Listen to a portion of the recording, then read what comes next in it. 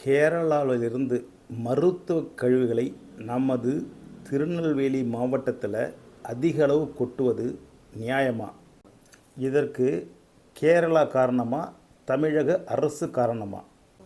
இதற்கு மிக பெரும் அலட்சியம் இந்த அரசும் நாமும் தான்.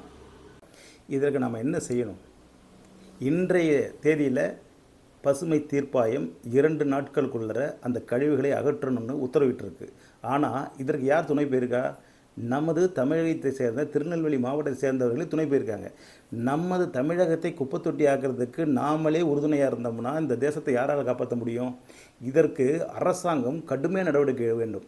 இந்த கொரோனா காலத்தில் ஊருக்குள்ளே வரக்கூடாது, பன்றி காய்ச்சல் சமயத்தில் ஊருக்குள்ளே வரக்கூடாதுன்னு எவ்வளவு நடவடிக்கை எடுத்தோம். அந்த வண்டிகளெல்லாம் இதடித்து மருந்தடித்து ஊருக்குள்ளே விடாமல் பார்த்தோம். ஆனால் எப்படி ஒரு கழிவு பக்கத்து மாநிலம் நம்ம மாநிலத்துக்கு வருது? இதற்கெல்லாம் என்ன காரணம்? அலட்சியம்தான்.